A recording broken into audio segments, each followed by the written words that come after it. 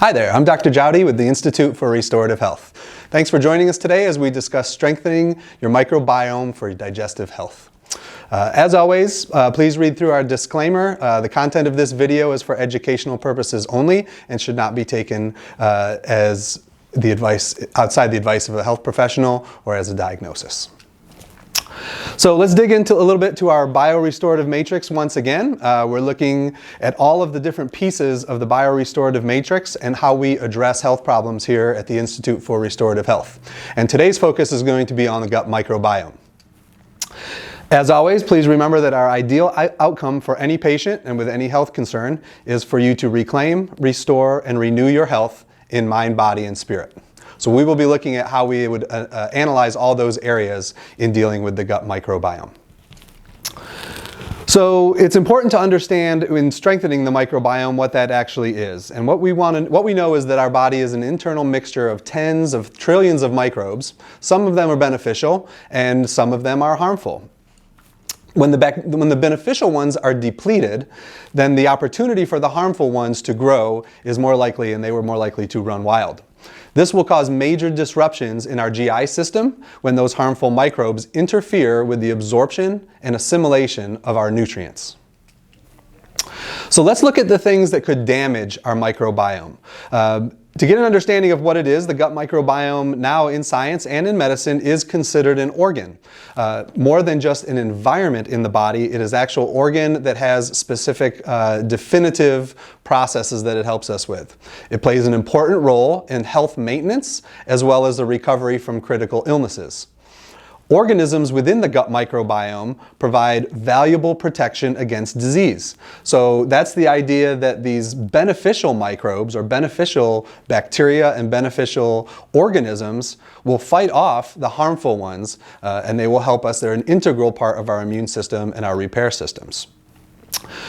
According to the Journal of Antimicrobial Chemotherapy, and this is a journal entry from earlier this year in 2019, critical illness and the associated interventions, and when we're looking at these associated interventions, we're talking mostly about antibiotics, have a detrimental impact on the microbiome.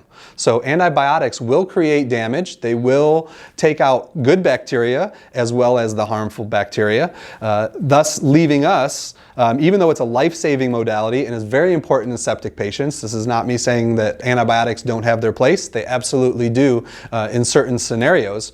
But in taking them, they can pave the way for subsequent harm because of the resulting damage and because of the lack of beneficial bacteria that could be left in the gut microbiome as a result.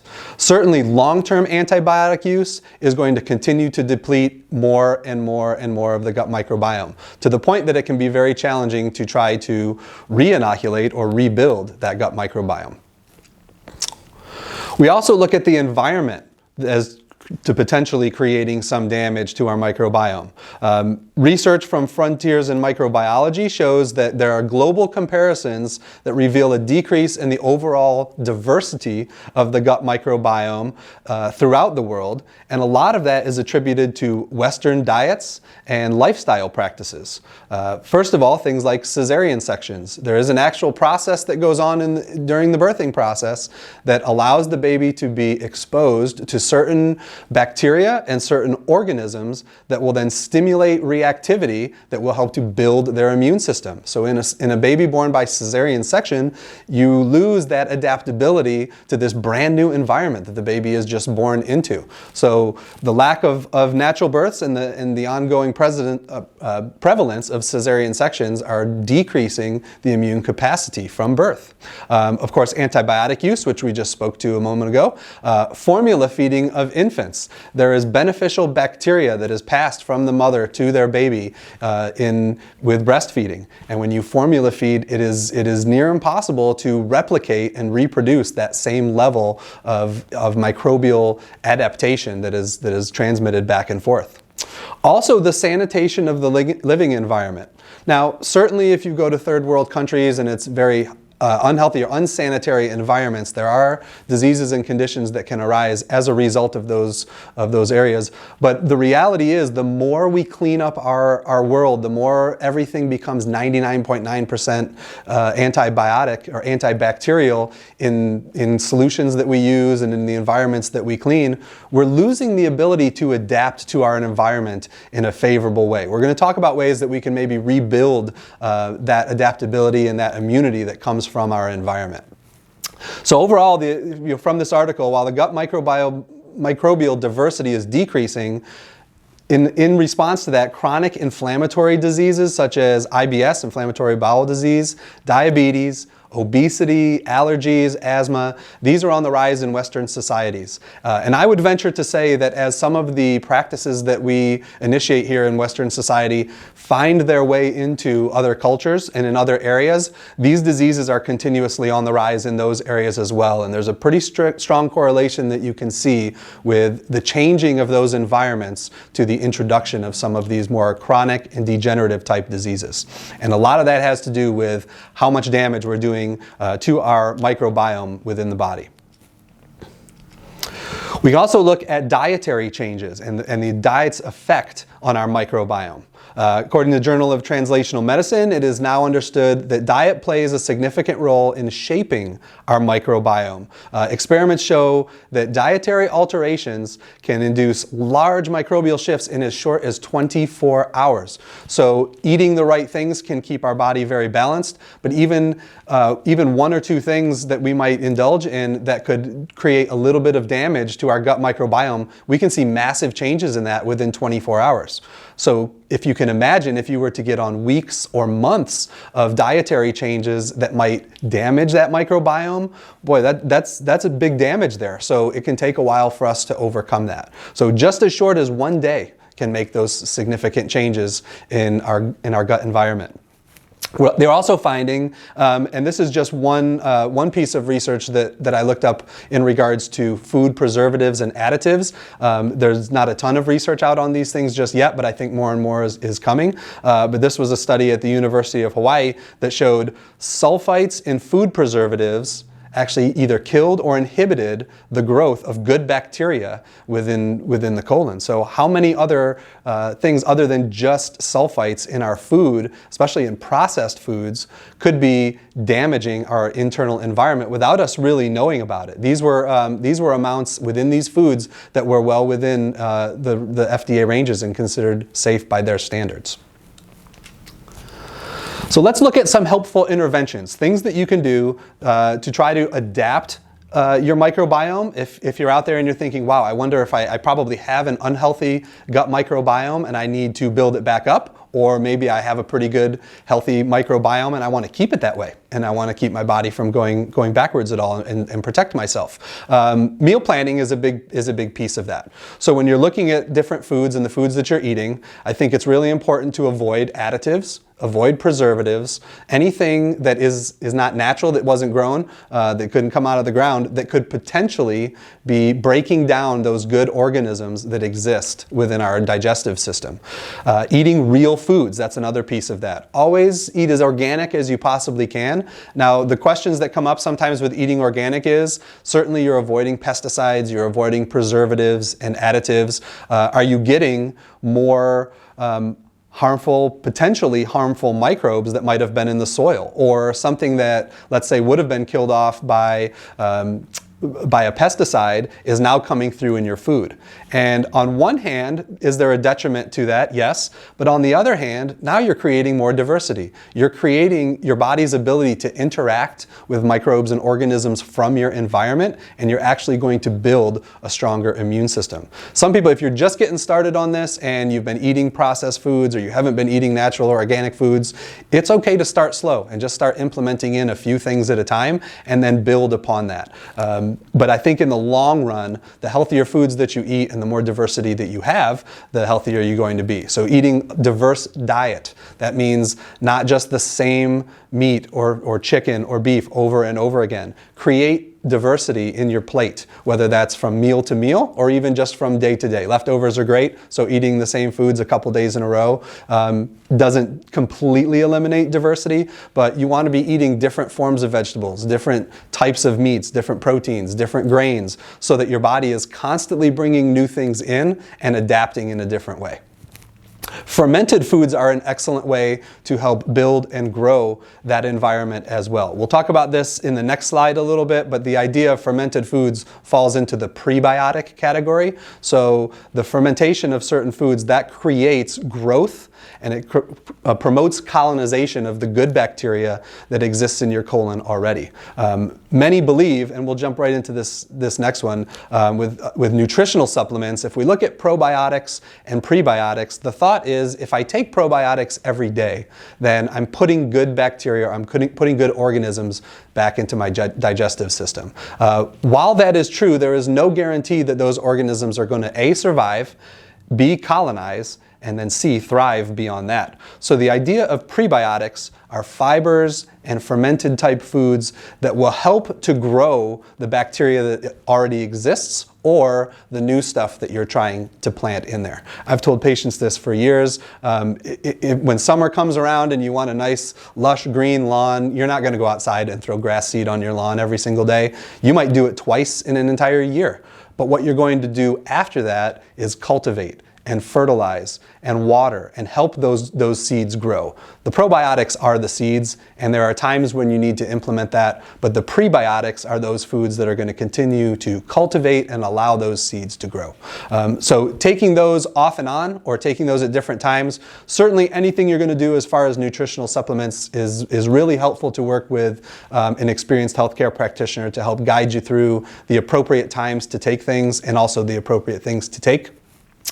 So the customized approach is what will really do that. But you can be fairly safe to try probiotics and take some fiber and fermented foods and try to get that environment growing a little bit more. Now, if you're dealing with immune issues, let's say you're dealing with a chronic immune condition and as a result, maybe you've taken a lot of antibiotics, even if you haven't, if you have some harmful bacteria that may have invaded your colon, you might not do great with probiotics and prebiotics, and you might need to support your immune system first. Again, that's why it's good to work with someone to help you navigate that. But dealing with the immune side of that, to clear out any bacteria, any viruses, any candida, fungus, any sort of infective type things that could be going on in your gut is really, really important first to give yourself good fertile ground for the good beneficial bacteria to continue to grow. This is a process, so you want to sometimes take that process a piece at a time. Lifestyle modifications. These are things that I see as a society we've somewhat gotten away from at times, and we're starting to see a trend of people moving back towards that. When I was a kid, we played in the dirt all the time. We were always outside, we were always digging around, we were planting gardens, we were grabbing food out of the garden with dirt all over it and eating the tomato, and we really didn't think too much about that. It wasn't wildly unsanitary, but it was one of those things where we're taking in some of those organisms, and it was a pretty safe environment for us to be able to do that. It's happening less and less. I think in society we get busy. The grocery store is full of food, so we can go there and just pick it up. And who knows? Who knows if it's been washed? Who knows if it's been cleansed? Who knows if it's been irradiated to eliminate any of the microbes that were there? We might be getting some foods that are completely covered in bacteria and different things that we could then adapt to. We would get other foods that is so clean and so sanitized that there's nothing for our body to react to. It's a very wide spectrum. So I think finding somewhere in the middle of making sure the things that we eat and the activities that we partake in, we're allowing our body to adapt to our environment in some way, shape, or form. The immune system has to be adaptable. It needs challenges in order to grow, and that's one thing that can be very helpful. This is great if you've got young kids and you can get them started now to help build a really, really strong immune system for them at a young age. If your kids are older or you're an adult now, this is just something you have to do little by little to try to give yourself a little bit more adaptability. When you're using cleaning products, use organic cleaning products. Most of these are going to be safe and they're going to clean, but they're not going to be so antimicrobial that they eliminate every single possibility of things for us to adapt to. And then there are also things that whatever substances are in them are chemicals or substances that our bodies recognize, can adapt to, can detox from, and are less likely to cause us harm or cause any damage to our internal environment. And of course, avoiding toxic exposures is a really, really big one. We live in a really, really toxic world. So when it comes to personal care products, when it comes to our clothing, when it comes to car exhaust and living in the big cities and all these things, there's toxins everywhere. So as much avoidance as we can possibly take, and maybe that's air purification, maybe it's water purification, anything that we can do to try to cut down the overall load of toxins and environmental exposures that we take in, that's fewer things to disrupt our gut microbiome. Detoxification falls into that category too. So if we live in a toxic world and we're going to be exposed to all these different toxins, what can we do besides just watching our exposures or elimination to help our bodies cleanse and to eliminate this? Since we're focusing on the gut microbiome today, these are some of my favorites as far as how to clean out your colon. So colon cleanses, there are herbal cleanses that you can take.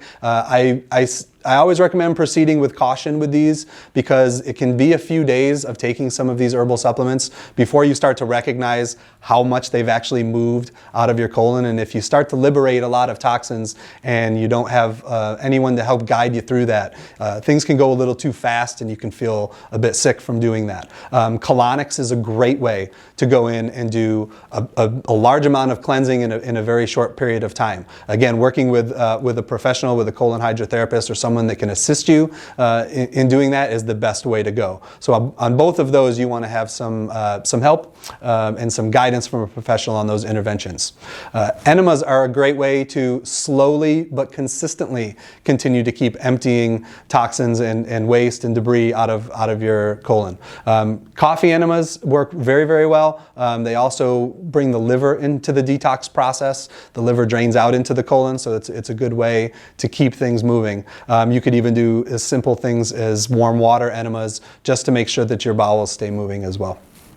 Fasting is another one. Now, fasting won't typically get your colon moving, but it gives your colon a break from food coming in and from your microbiome having to adapt to the food that you're eating. If you have a constant supply of things moving through your colon, it never gets a rest. Intermittent fasting it can be a great way to overcome maybe food allergies and sensitivities. It can be a great way to lose a little bit of weight. It's a very nice way to detox because it gives your body just that little break, and then you start eating again. That whole conveyor belt starts back up and things start moving out of your body again. Tissues need time to repair. If you plant grass seed and you walk through it every single day, it's really going to slow down the amount of growth that can occur there. So fasting from time to time can really give your body a chance to initiate that growth and repair of the good beneficial bacteria and microbes that live in your colon environment. So I hope you got some helpful interventions out of this. Feel free to watch all of our videos, subscribe and follow us on YouTube. We also post regularly on Facebook, and we look forward to seeing you next time. Take care.